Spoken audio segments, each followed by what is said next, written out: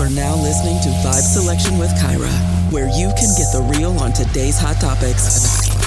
Well, welcome everybody, and thank you for tuning in to another episode of Vibe Selection. I am your host, Kyra, and on today's episode, I am very proud to announce I have award-winning author Christian de la Huerta joining me today. He is also an LGBTQ activist and spiritual teacher and leader of the Breathwork Community, and he will be joining me today to discuss the book, Awakening the Soul of Power. How are you doing today, Christian? I'm doing pretty well, Kyra. Thanks so much for having me on the show. How are you doing? I'm doing wonderful. Thank you. So, okay, this book has got a lot of acclaim and it is a bestseller. And I also know that Gloria Estefan co-signed the book. So tell me and everybody a little bit more about how you came into contact with Gloria Estefan. That's a great question. And when I finally got the endorsement from her, Nice. which was a great endorsement, I was just like, for a whole day, I just couldn't believe it. And it's a testament to persistence. So I think the message of that story is about when you believe something, to really go for it and never give up. I probably courted her for 3 years. Oh, And long story short, I knew she was going to be honored at some kind of nonprofit gala type thing. So I bought a ticket and I went. And at the end of it, I kind of made a beeline for her to make sure I wanted to connect before she left. And she was really sweet and nice and accessible, stayed as long as there were people who wanted to meet her. And so we connected with the fact that before Gloria was Gloria, when it was Miami's Sound Machine, they used to play at our high school dances, like way back when. oh wow. And so we laughed about that. And then I told her a little bit about the book and it's part of its message on women's empowerment.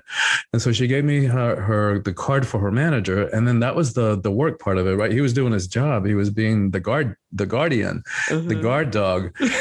And after like a year and a half, I was getting ready to give up. And I thought, well, you know what, let me shift how I'm thinking about this. And I thought, what's going to make her interested in this? Because she probably gets approached all the time by people. Mm-hmm. So then I thought, this book is a series of 3. It's part of a series of 3 about heroism, what it means to live heroically in the 21st century.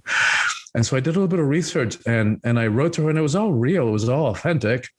And it said something to the effect of, you probably don't think of it this way, but the way that you showed to the world your recovery from the bus accident and the injury to your back has inspired so many people who faced some kind of challenge. And then I found out in researching that her father had been a counter-revolutionary against the communist regime in Cuba, as my parents were. He was here, my parents were still there.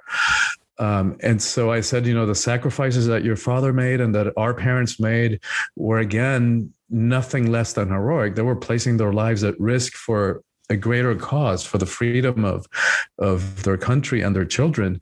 And then I also found out that she had helped a lot of Latino artists, to make it.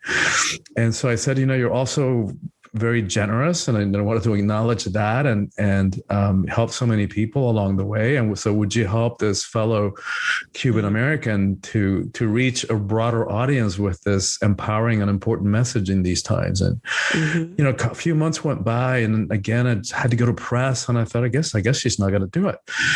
And then this little voice inside and just said, well, just one more time. And so I wrote one last email to the manager, and I said, you know what, I'm not stalking you. I just want to make sure that you're getting my emails. Mm-hmm. And within an hour this time, he got back to me and he said, hey, can you give us another week? She's halfway through the book and she's loving it. And that was that. And so again, the story is to stick with your message and not give up, because sometimes we end up giving right before something's going to break through. Oh yeah, persistence is key. And a lot of times persistence is key in everything. Well, that's amazing that you were able to connect with her, and it's almost kind of like it was divine intervention in a sense, that it was something was guiding you and leading you to connect with her in order to connect with a broader audience. Because I know that you already had a large following, but I mean, you connect with Gloria Estefan, that could take you to even greater heights. So yeah, I have the book had some great endorsements from a lot of authors and people in my field and in the personal growth and transformational and spirituality industry. But I knew that somebody like, if I could get somebody like her who has a global international audience and such credibility, because she really is a good, genuine person. Mm-hmm. And down here in South Florida, they're known for, the Estefans are known for how good they are and how much they contribute and they give back to the community. So I knew that if I could get somebody like that, I knew, like you're saying, that it would help me reach a lot more people and make a difference in so many more lives. Yeah. And it's wonderful to see how much you guys also have so much in common.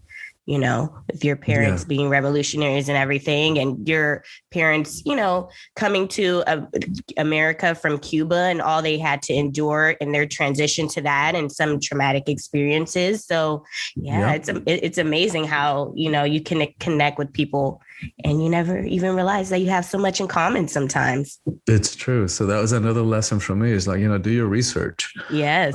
Do your research before you approach somebody, and then always frame it in like, what's going to make a difference in their heart, right? How is my request how do I touch their heart so that they honor my request and that they at least consider it? Mm-hmm. Absolutely. So you also mentioned that you are an unlikely person to speak about heroism. So I know you discussed a lot in the book about, growing up and dealing with some internal issues that you were facing, such as coming out as gay and growing up in a very religious household, among some other experiences. So can you tell me a little bit more about you coming into your own sense of hero and what brought you into your journey into wanting to become a spiritual teacher? Yeah, and that was another word that I struggled with, teacher, or healer, or, and certainly hero is one that I would have never connected with.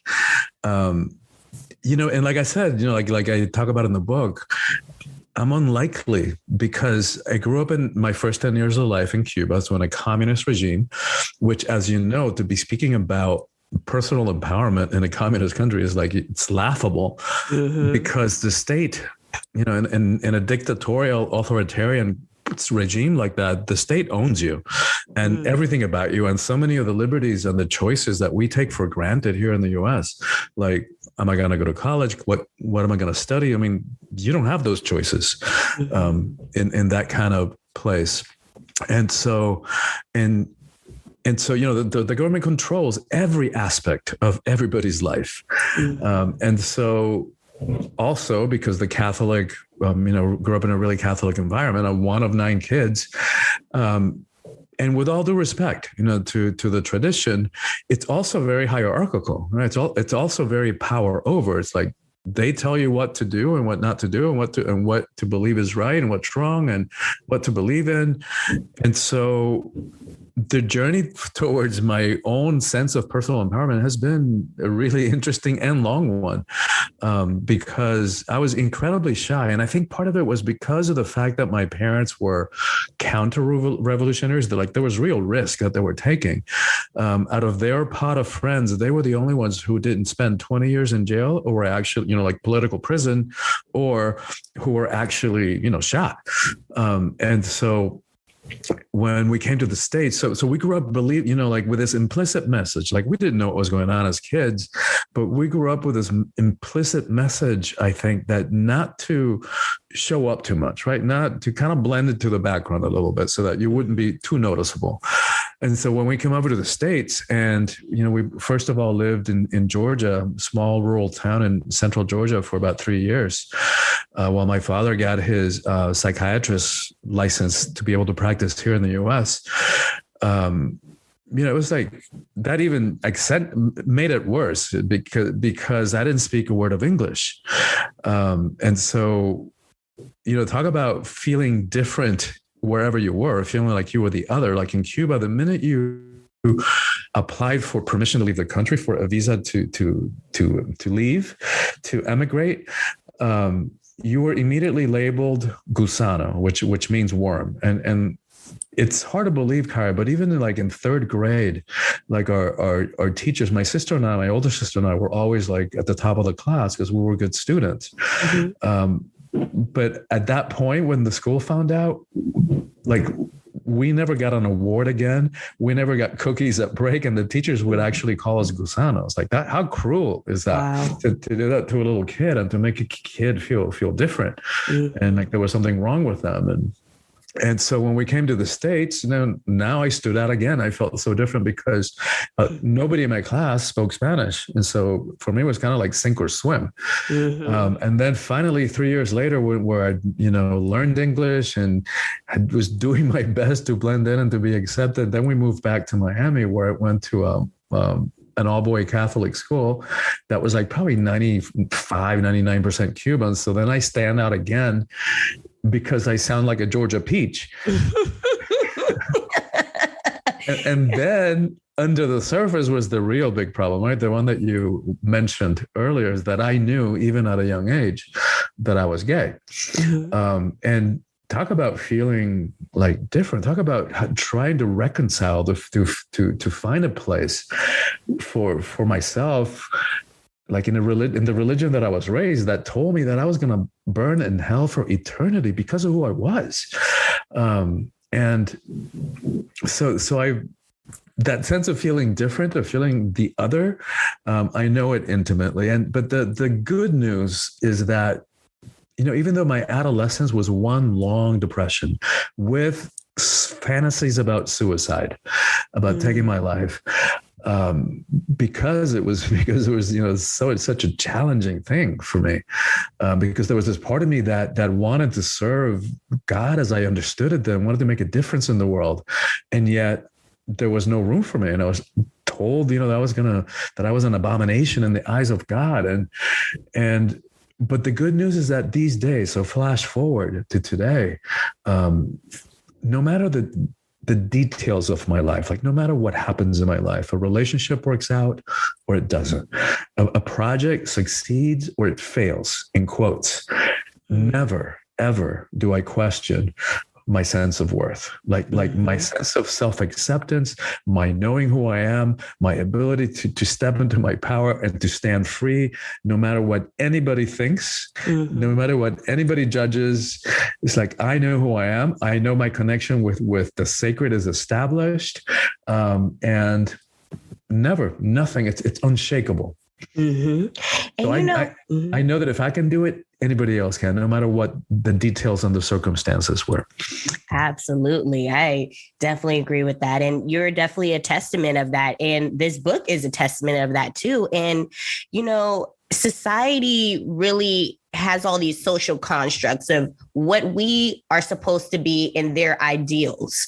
But like you said, it's about what your ideals are, who you are, finding yourself and not letting society lead you or try to dictate how you should be. You being gay is not an abomination. And that kind of gets me into my point about religion and spirituality, because oftentimes, like you said, in religion, if you're gay, then you're seen as some type of abomination. It's bad. You're going to go to hell. And there's so many people that have been told that. But I was actually speaking with someone yesterday, and they were saying that if you are believing in Christianity or Catholicism or any form of religion, why would that religion ever tell you to do harm to someone? And why would it ever want to harm anybody? So the fact that people are running with this narrative about that, it kind of gets me into thinking why there's so many people that also have left the church. Yeah. And what are your thoughts on spirituality versus religion? Because although they are correlated, they're not, you can have one without the other. So even if you're not someone that is religious, you can definitely still be spiritual. And there's a lot of people that don't really understand what the meaning behind spirituality is. So what is your take on the definition behind spirituality? Yeah, I love that. And there's so much to unpack in what you just said. So I'll get to that final question next, but I want to address what you pointed to, because it is true that that religion is what's used as a weapon to persecute, to make wrong, to judge homosexuality. And in the Christian tradition, there are 6 texts that were translated. And I'm not a biblical scholar, but there's important books out there that go into the analyzing the original language, and talk about how they were misinterpreted and how they can be interpreted in different ways. But here, let's take one of those text and look at it for a minute. I think it's in Romans. I'm not sure. Like again, I'm not a scholar in that area, but it's the one that says that a man should not lie with a man as he does with a woman. But what's interesting to me when I look at that, it's that they don't say anything about women. Right. Because, and why is that? Because women were not even human at that point in history. They were considered property. Exactly. And so, am I going to base my decisions, my choices about what's right and what's wrong based on text or something that was written thousands of years ago, that were translated and retranslated and mistranslated, and that were taken out of their cultural and historical context? I'm not. And let's go a little bit deeper into that, because what I've learned, the more that I study this and the more that I think about it, is that misogyny, so the hatred of women, the oppression of women, and homophobia are two sides of the same coin. If you look at any religion and the cultures that persecute homosexuality, 100% correlation, those are the ones where women are not equal, where women are considered less than, inferior. And the more that I think about it, I think that misogyny is really the deeper one. And here's like, I had this thought once, is like, because, even today, like flash forward to today, people that are really homophobic, like heterosexual men, let's use that, two women together, you start talking about or show pictures or a movie of two women together, it's like, ooh, I want to be part of that. I'm bothered. Yeah. But if two men together, it's like either the yuck factor, or let's shoot them, right? Let's kill them. And so what's up with that, right? And I think that, two women together are not a threat to the status quo in their perception, yes, right? Because women are by definition inferior, according to them. But if in their mind, a man willingly gives up the quote unquote superior male status, that is a threat to the status quo. And I think that's why that helps to understand that, because it should be equal treatment, right? It should be applied equally. So going back now to your really profound question about the difference between religion and spirituality. If we look at the origin of the words, religion comes from the Latin religare, which means to rebind. And I'm assuming it means rebind us to the sacred, to God. To me, even if that's the original meaning of it, it still feels kind of binding, restrictive. Where if we look at spirare, spirituality, it comes from the Latin spirare, which from that root, we get both respiration and inspiration or expiration. And if we dive deep into like all the different religions, most traditions in the world, one word, the same word, can mean spirit or breath, depending on the context, depending on how we're using it. So for me, when we hear passages like God breathed life into them, and when we think about it, we are literally animated by this holy breath that is our most loyal and our most faithful companion. And so when I think about spirituality from that perspective, it's very, very personal. Right? It's like each one of us has that holy breath inside of us, animating us and keeping us alive. And it's our most loyal, faithful companion on this journey of life, on this journey of embodiment. And so to me, that's one of the differences that helped me. Like when I realized that there was a difference between religion and spirituality, and that I could find a way to express my spirituality and reconcile it with my sexuality, that changed my life. That changed everything. Yes, that's powerful. And, in this, I hope that when people are listening to this episode today, they are able to really get the message and understand what it means to be spiritual, or what it means to even be religious. That one is not bad. Being religious is not a bad thing, but it's what you actually, how you use it. If you, like you said, if you're using it to judge others, to hate others, to spew out hate, to just have to control other people's lives, then we really have to reevaluate religion as a whole. Yeah. And I think that's a situation where it's going to take a long time for people to really get to that point. But I know that we can definitely do it as a society, but we should not let other people's ideals define us. And that's what you didn't allow anybody to do anymore. Once you were able to see and come into your own, you decided, okay, I'm going to take this path. This is what I was taught as a child, but this is how I feel inside. And this is who I am. And that's wonderful as well.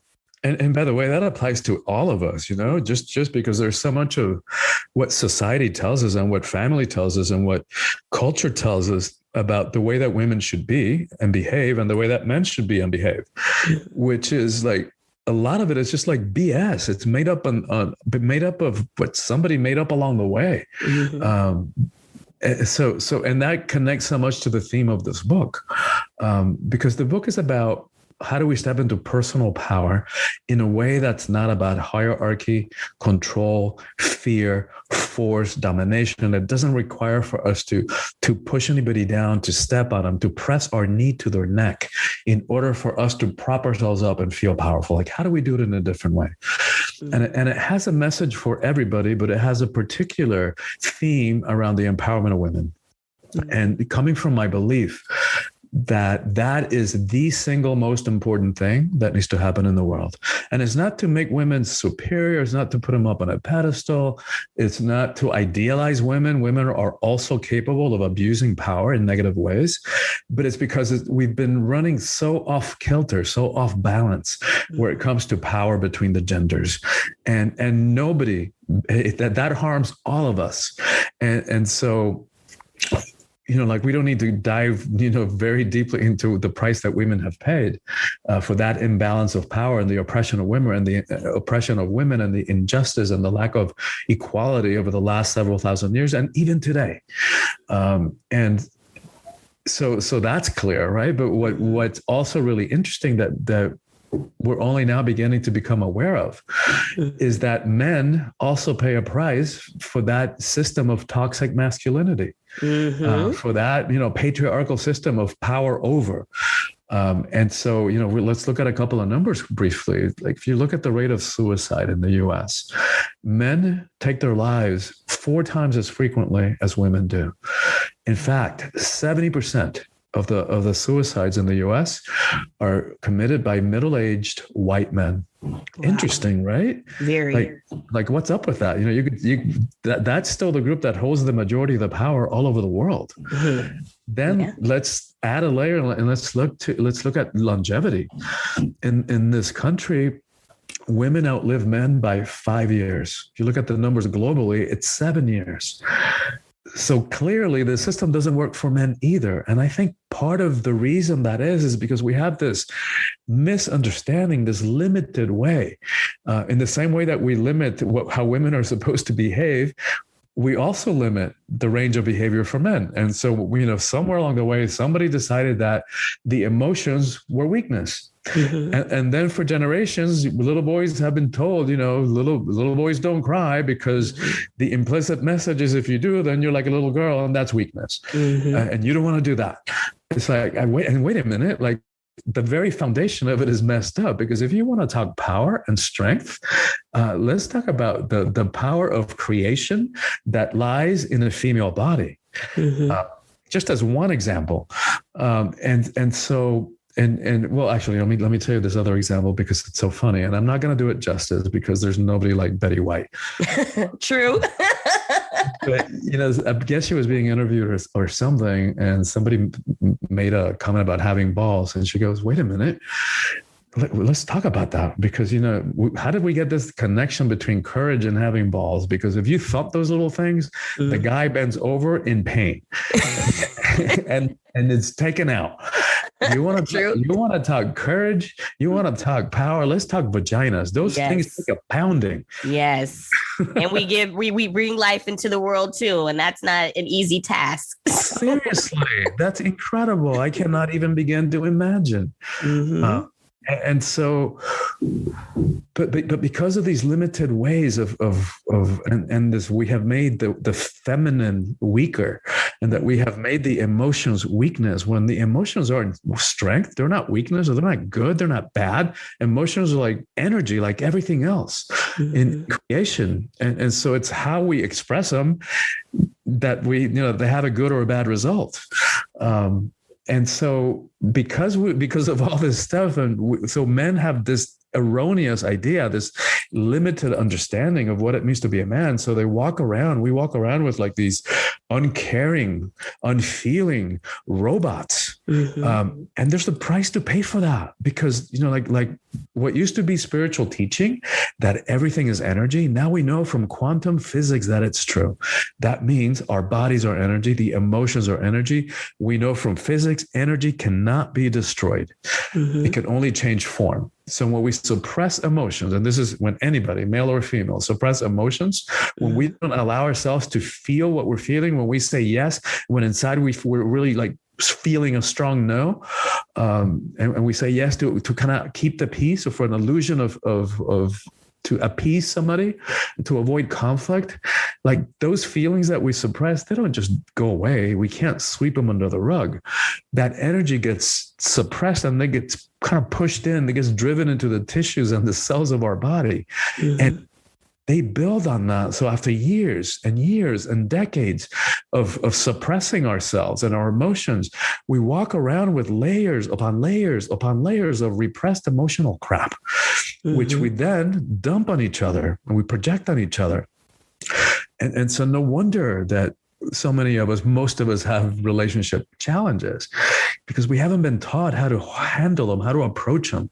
And we certainly haven't been taught to how to heal our past, so that we're having an argument in the present, but it's really unresolved issues from our past that we're still reacting from the unconscious. And so that energy has to come out one way or the other. So what happens is we suppress, and then the next unfortunate one comes by and says something to us the wrong way, and boom, volcanic eruption. And or suppress, and it has to come out one way or the other, start seeping out and showing up as physical symptoms: cancer, ulcers, heart attacks. So that's, I think, it's connected to the shorter lifespan for men. And I definitely agree with that. And also, in your book, you talk a lot about, gender roles and the masculine and feminine. And you also speak about some essential themes regarding self-expression and trust and vulnerability. And I think that ties into what you just explained right now about how when, as a male in society, you are taught not to be able to have a sort of self-expression. You're not taught to be able to get in touch with your emotions. And sometimes not being able to get in touch with your emotions goes into another central theme in what you had in your book, which is becoming the abuser and being abused. And how in doing that, you lose your sense of self. And so because you can't express yourself, sometimes that can lead to abusive behaviors, because maybe someone told you that, oh, you're crying, and they want to discipline you for crying, let's say a parent or something like that. And then that leads into abuse. And because that's all you know, you bring that into other situations, which it could be in a relationship with somebody and you're abusing that person. And so it just becomes this unhealthy cycle. And we really, as a society, need to examine that and understand why it is a bad thing for males to be able to express themselves, or even the idea that all women are criers and all we do is complain and bitch and moan. And, we are incapable of doing a lot of things. So this gets me into a question of, why do you feel like our society is so pressed on these gender roles of masculine and feminine, and why males in society are thought to be, or have to be, this sort of like macho person? Why do you feel that is? I think, and amen, sister, by the way, for your I'm preaching over here. Yeah, you're totally preaching truth. So, I think it was about power. And I think, when the patriarchy, because when the patriarchy came up, probably 5,000-6,000 years ago, because before that, it was mostly a matriarchal system, and before we had a god, there was a goddess. Mm-hmm. But when there's this part of our evolution happened 5,000-6,000 years ago, in order to facilitate that shift, the feminine had to be turned into something else. And so, that's also, by the way, why so many of the temples, like the churches all over the world, were built upon ancient pagan sites, and why so many of the holidays also represent, were replaced and put on the calendar right around the time of the ancient pagan holidays. And so I think part of it was that conscious effort to diminish the power of the feminine and to heighten the power of the masculine. And today, I don't think we need to go back to a matriarchal system. I don't think that's the way. We don't want to go back to an imbalanced system. What we want is to find balance between the masculine and the feminine. And by the way, starting within each of ourselves, because those energies are found all over the universe equally, right? So that means that, much to the surprise of some humans, we are part of the universe. So we're also going to be manifesting both masculine and feminine energies. Mm-hmm. And we only get into trouble with them when we're out of balance and when we're suppressing the feminine and making it wrong and making it less than. And that's what the world is like enough, right? Like, enough of this. Mm-hmm. Like, here's an example that I talk about in the book. When Obama won against Hillary, the first time, like years ago when he was elected for the first time. And, I don't know Hillary. I've never spoken to her or any of her advisors, but my impression, so I'm completely making this up, but my impression is that because, and understandably, I don't know if it was a conscious thing that somebody told her, or whether it was just kind of under the surface assumption, but my sense is that in order to be seen as a credible leader of the most powerful country in the world, that she thought that she had to act more masculine. And it's not really a surprising theory, because we see, not less and less now, but we see so many women who, as they're rising in the corporate ladder, for example, or maybe even in the case of some politicians, that they kind of assume kind of masculine qualities in the way that they dress or they do their hair. So like they kind of diminish their femininity, their sensuality. And again, I'm making this up, but in my impression was that she was more hawkish. She was more about, let's go kick butt in Iraq than whereas he was actually embodying more of the feminine principle in the sense of dialogue and let's get everybody at the table and that kind of thing.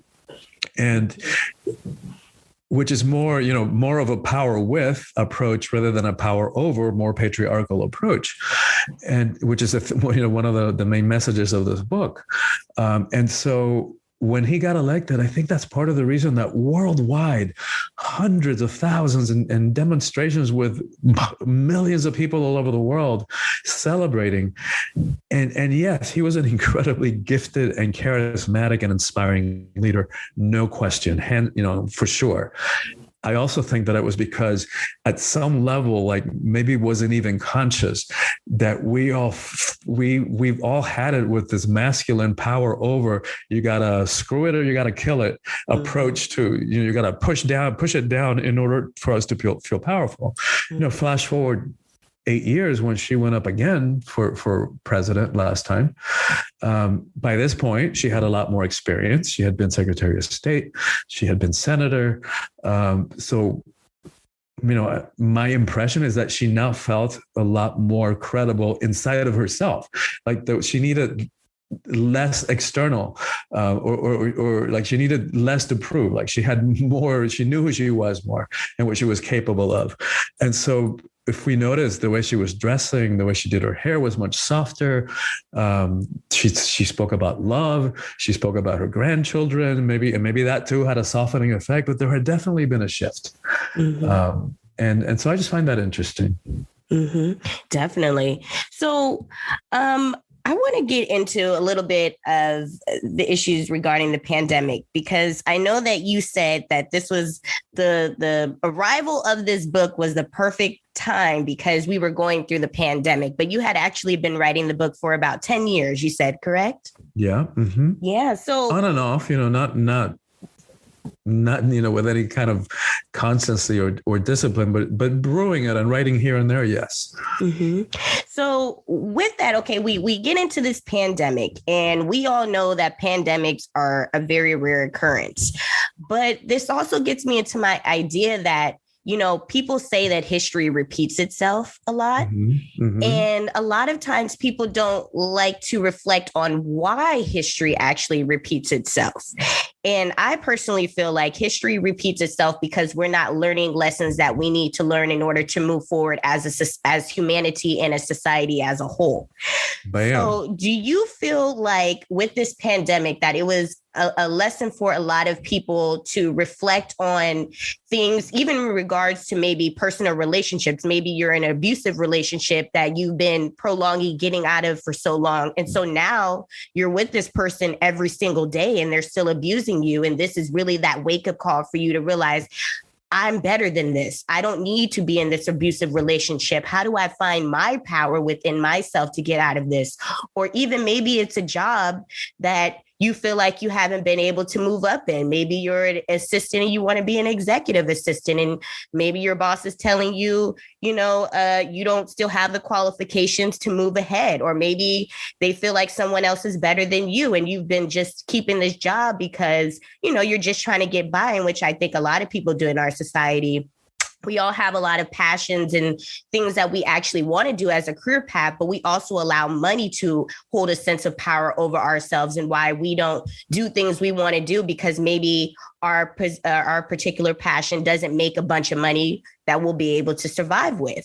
So with this pandemic, do you feel like it was a lesson for people to reflect on some things? And what do you feel like we should change as a society with this pandemic? Bam, sister, like preach again. Amen. So I mean, yes, is the short answer.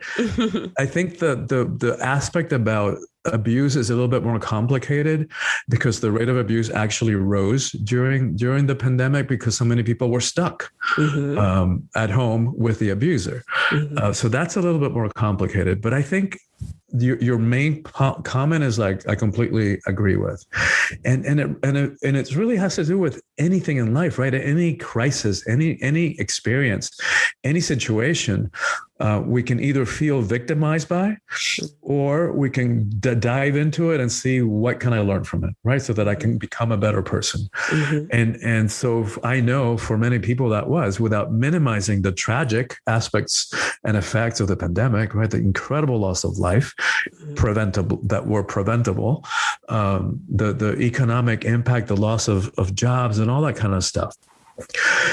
For many people, it proved to be a blessing because of what you said. If they took the opportunity to dive deep and ask the hard questions, like for me, for example, like this book, a few times in the last 10 years, I asked myself, it's like, wow, am I missing the opportunity to bring up this conversation about power and types of power, and how do we step into power in a positive way, in a way that is congruent with the goodness in our hearts, and then come to realize it's like, what a better time, like in the middle of that pandemic and after this last administration that was so incredibly blatantly abusing power. And so like it was, and at a time that this question about what it means to live heroically was really up for us. Like the pandemic not only forced many of us to dive deep and ask the hard questions, but it even had us redefine and expand what that word heroism means. And this book is the first of a series of 3 on what it means to live a heroic life in the 21st century. And so before the pandemic, most of us, we heard the word hero, and we would think of either a superhero with a cape, or maybe a first responder or a warrior, somebody who literally places their life at risk for the sake of somebody else, or for the sake of a larger cause. So now we've expanded that. So now we include our medical professionals, our respiratory therapists, our nurses, our doctors. And we even include our grocery store clerks and our delivery people who literally placed their lives at risk and made huge sacrifices in their personal lives to keep the rest of us fed and provided for. And so this book then asks the questions, what about us? What about the rest of us?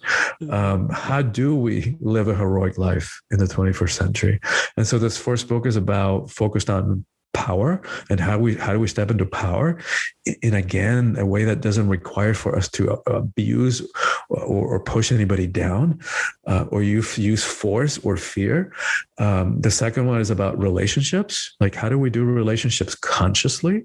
And how do we approach them in a healthy way? And how do we remove the subconscious ways that and the subconscious patterns that when we approach relationships, sometimes it feels like we get stuck in these patterns of relationships that sometimes feel like we're in the same boring movie, just with a different actor, right? Maybe the lead actor is different, but the co-lead is different, but it's the same boring play. Like, we get stuck in the same patterns of arguing and the issues that come up, and whether it's cheating or lying or whatever the stuff that comes up, they tend to repeat itself until, like you said, until we heal them, until we have the courage to look at ourselves and ask the hard questions. Why do we do the things we do? Why do we get stuck in what kind of people trigger us? Why do I attract certain kind of people or relationships into my life? And it's hard work. It's heroic work. It's nothing short of that. And it is so rewarding and so fulfilling, because once we figure out those patterns, then we can choose, and then we can have freedom, and we can choose the kind of relationships and the kind of people that we want, rather than just coming at it from subconscious stuff that we haven't healed or looked at that is still having an impact on our behavior and our lives. Mm-hmm. And, you speak also about victimhood throughout your book as well. And my thing is, why do you feel like people become victims? Exactly. Do you feel like a lot of people become victims because of their circumstances, or because of another example that you speak a lot about in your book, which is the ego, human ego, that we allow a lot of times to get in the way of us coming truly into our power, and that causes a lot of stagnation. So why do you feel like people become victims of their circumstances, where maybe they came from an abusive household and they're like, well, I've been abused all my life. So they start to limit themselves in other ways of not wanting to actually come into their own sense of power. And they always use, situations that have occurred within their childhood as a reason why they don't evolve as people. But why, in being a victim, how does that stagnate you and not allow you to become within your power or find your sense of self? Yeah, now you're diving deep, Kyra. And this is probably the toughest part of all this, of this journey of freeing ourselves and this journey of empowerment. And let's begin by saying that this is not about minimizing anybody's trauma, anybody's pain.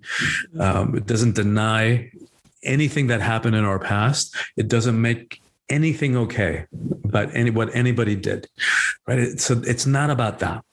It's about the mindset and how we hold it. And it's what you're, the way that you're talking about it is the way it is. It's like a level of consciousness that, regardless of what traumas we experienced, the majority of humanity is stuck in victim consciousness, right? And feeling victimized by life. If only this, or if only that hadn't happened, or if only I had been this, or if my parents hadn't done that, if only I had been born different, blah, blah, blah, right? If only. But the thing is, like, the thing that is tough about this, that as long as we're holding anyone responsible for our state of being, whether it's a person or whether it's a system, right? Or whether it's anyone or anything. So, because it is so easy to give our power away and to say, well, I'm not happy, or I'm not successful, or I'm not fill in the blank because my mom was this way, or my daddy didn't do that, or the teacher, the minister, society, the rabbi, or sexism, homophobia, racism. If it only wasn't for that, then I would be in my power. Then I would be happy. And again, it's not to deny any of those things, right? Those things exist. And human beings do horrible things to each other. And the system is set up unfairly. So, right. So it isn't about any of that. It's about our relationship to all of that. Right. Because as long as we're holding anybody or anything outside of ourselves responsible for our state of being, we just give our power away. And sadly, often to the perpetrator, right? So again, it doesn't make it okay. It doesn't mean we have to hang out with them. It just means that here's a simple reframe, simple but not easy, right? So here's what we know about life. Like, one thing we can count on is that life is going to continue throwing curveballs our way. Like that, we know things are going to happen that we just are not going to see coming. And some of it is going to be really challenging. And so, but here's the thing, here's a way to hold it that helps. Like, no matter what happened in our past, right? So no matter the circumstances of our lives, no matter what happens going forward, we always get to choose how we show up in response. Right. And that alone, that simple way of shifting how we think about it, is incredibly empowering. And it pops us out of victim mode and is nothing short of heroic. Nothing short of that, because it's not easy. It's some cases it's almost impossible to do. It's hard, but it is so freeing. It is so empowering. It is so liberating. And that's what we strive to be in this world. Have freedom, liberty, power, respect, all the things, wealth. Yeah. So you also talk about spiritual ego. So tell me what your definition of spiritual ego is exactly. Well, and that's a huge conversation too, that we don't really have time to dive into in this. And there's a great conversation that we're having. Because there's a lot of misunderstanding about what the ego is. Most of us who've heard the word will think arrogance, inflated sense of self, like having a big ego. And it is that, for sure, but it is a lot more than that. And then if we took Psych 101 in college, we might think, oh, he must be talking about Freud's model of personality, the id, the ego, the superego. And that's not what I'm talking about. The way that I talk about and present the book in my retreats and in this book is more derived from Eastern teachings. And it's a part of the mind, a part of the psyche that synthesizes sensory information and can reach into the past and can project into the future. And somehow it weaves all of that into a sense of self, like a sense of individual personality. Like, this is Christian over here, that's Kyra over there. And so here's an easy metaphor, like a visual to understand. Like, if you put a baseball in the center of a stadium, that's what the ego is. Who we are is actually the stadium. And we've allowed this tiny, tiny, tiny part of who we are to think that it is all who we are, and to make really important, consequential choices about our lives, about what we do with our lives, about our relationships, from its very small, limited, and always fear-based perspective. And so, I mean, there's so much to say. Like, I spent probably the whole big quarter of the book talking about the ego, because if we want to have relationships that work, if we want to have that sense of personal empowerment that we've been talking about, if we want to have a life that is filled with meaning and with purpose, it's important, it's critical to understand what the ego mind is and how it keeps us in a self-made prison of fear and limitation and reactivity and projection and victimization, etc. And so so the first part of the book is like understanding how the baseball works, so that we can let ourselves out of its self-made prison, because nobody else can do that for us. Nobody else can, no matter how badly they want for us to be free. Only we can turn that key and let ourselves out. And I also feel like the ego is driven off of fear a lot of times as well, because we allow our egos to get into the way when we're fearful of things. When we're fearful of not having power, or, we're in fear of, our economic status and not being able to pay our bills. We're in fear of the pandemic. We're always in fear. We're such a fear-driven society, and our egos getting in the way constantly is why we're stagnant, and ultimately why we keep repeating ourselves, why history keeps repeating itself. So absolutely. Yes, absolutely. The ego, fear resides in the ego for sure. Absolutely.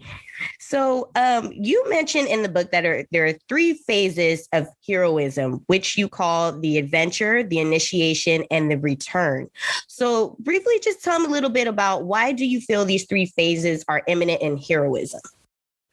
Yeah, those teachings are from The Hero Within by Joseph Campbell, who kind of created a structure and helped us understand this whole story about the hero's journey that's been around humanity forever, right? All of our ancient stories or myths, they're all built around this structure. And if we start, building, like taking apart our movies, there's so much of it that is all driven by the hero's journey.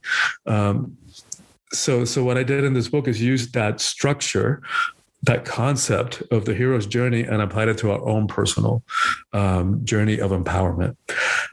And so, the call to adventure, right? Let's look at, Wonder Woman, when Steve, trying to get away from the Nazis, lands on that beach, on the island of the Amazons, that interrupted her perfect life. And then she had a choice, do I go help out the humans? Do I stay here in my perfect environment? So that was the call to adventure, or Simba in Lion King. When the father was assassinated, and he was exiled from, that was his call to adventure. And that's part of what the adventure requires, is that you leave the safety of your surroundings, of your village, of your island, of the pride of lions. And it's a tough journey, right? It's a tough journey. Like on that journey, that's why it's called initiation. You're tested. You have allies and you have challengers. You have enemies and so you have foes. And in the case of the way that I framed the book, the villain is the ego. On our individual heroic journey. And so then, they go out and they have their experiences, and Simba, goes through his phase of like screwing up and screwing around. And then eventually starts learning, and he feels the call to go back. And so now the hero, having, experienced, and learned, and faced their own challenges and their own inner demons. Now they can go back to the pride or to the village, and to share that wisdom. And that's what's called the return. Absolutely. And that is a wonderful message. And the book has a wonderful message. So everybody needs to go out and get The Awakening of the Soul of Power, because it is a great book. You will definitely be very enlightened at the end of reading this book. It is great. I definitely enjoyed reading it. And thank you so much for sending it to me. But really quickly, before we go, can you tell me who some of your heroes are? that's great. I have many, Karen. By the way, thank you for those kind, beautiful words. Absolutely. About the book. My mom, for sure. the sacrifices that both she and my dad, the sacrifices they made in their whole lives to put the 9 of us, to feed us, to clothe us, to put us through school. It's like, I cannot even imagine with 9 kids, all within 12 years, no twins, and having to do that in a country that they landed on without speaking the language. It's like I just bow in respect and humility to that. And then all the kids and grandkids came out like really good people. So what an amazing job.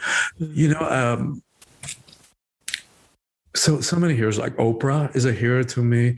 Mandela, who I mean, one of the things that I love about Nelson Mandela is that he said that if he hadn't found a way to forgive his, those who kept him in prison, those who imprisoned him, his jailers, that he would still be in prison.